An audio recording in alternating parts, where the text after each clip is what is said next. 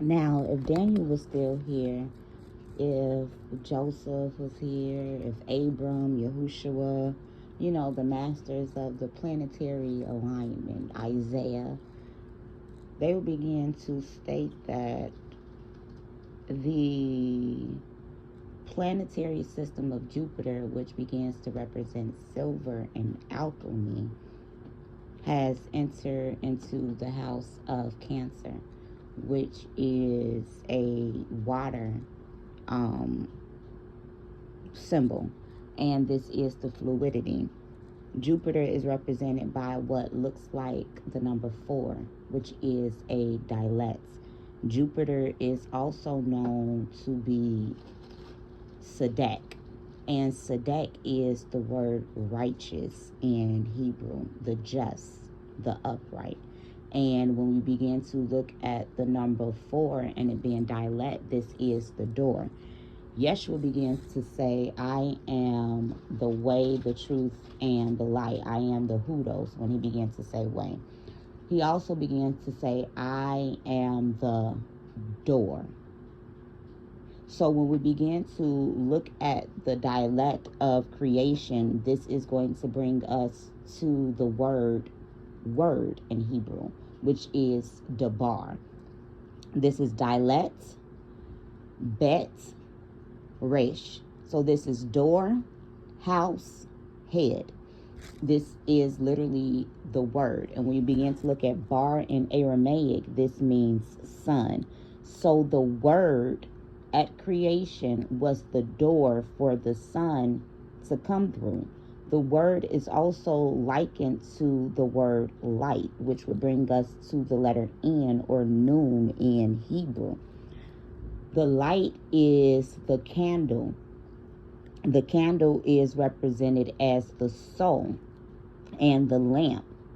And it begins to say that thy word is a light unto my feet and a lamp unto my pathway. So the word is the lamp. The light and the lamp are the soul, and it is going to enlighten the pathway. The word hudos in Greek is going to be Derek or Derek in Hebrew. So he was literally saying, I am Derek. I am Darak in Hebrew when he began to say, I am the way. I am Darak Hudos. I am the ancient pathways.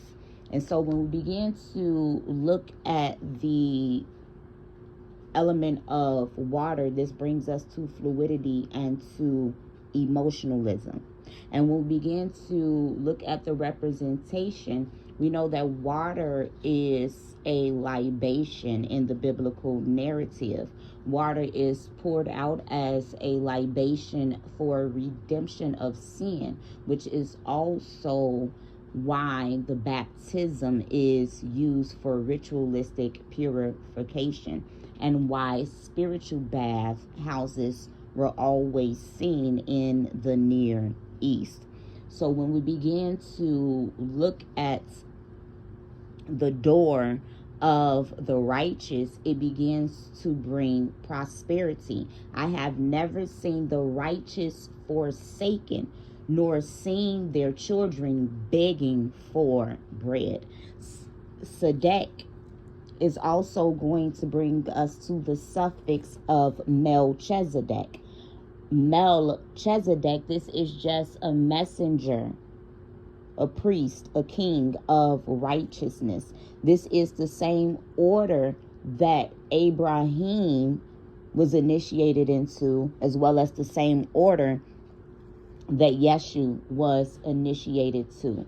And this is under Jupiter, the Sadek, the just, which is why he was able to make his body buoyant and walk on waters. This is biblical esotericism and explaining exactly what was taking place in the historical and cultural concepts of these people group. So when you begin to look at water of Cancer, water is also at creation, and this is the womb of creation. Womb is Rekam in Hebrew, and so is Rakam, the same word for friend, which is how a friend can be a soulmate. It begins to say that a friend will stick closer to you than any brother. When Yeshu began to state that his brothers and sisters are those who begin to keep the laws, statutes, and commandments. When we begin to look at the womb at creation, this is going to bring us back to the Bet or the B, which is the house.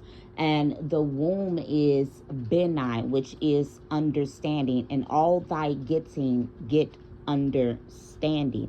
It begins to say that understanding is wisdom. Wisdom is likened to a woman in the book of Proverbs, as well as by Yeshu when he began to state wisdom and her children. When we begin to be righteous, when we begin to be just, we enter into prosperity.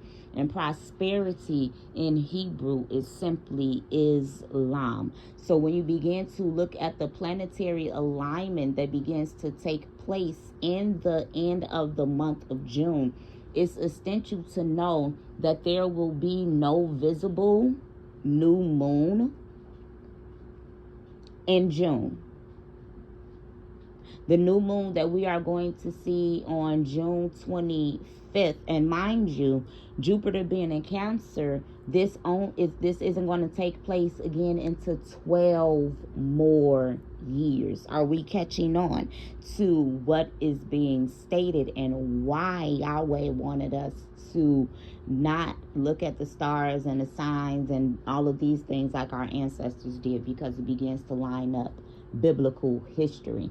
When we begin to look at the month of June and the new moon, it's very, very important for us to know that the regathering of the 12 tribes and the exiles, which would be 12 according to Psalm 13, according to others, due to Joseph's son. Turn that light back on. Ephraim and Manasseh having half tribes. And this is how grandfathers can give inheritance to their grandchildren. A wicked man does not leave an inheritance for his grandchildren. This is the word of Kadesh Hashem Echad. So when we begin to look at in the time of June, which was prophesied in Matthew 24, when Yeshu began to prophesy the solar eclipse, when the Son of Man would appear. There were 251 solar eclipses during the time of Muhammad. It is very important to know that Muhammad died in the time of June, around, I think it was 632 AD. And this is after he fulfilled the prophecy in the book of Daniel, when Daniel used planetary alignment to see the forthcoming of the kingdom that will last forever, which began to overtake the Roman Catholic polytheistic Byzantine Empire, regathering the 12 tribes. So when we begin to look at the Nistarot, Nistarot, or the hidden or concealed cards, the 13th card is the card of death, Dath, Muath. When we begin to look at this word, this goes to Malt or Ma'et in ancient Egypt.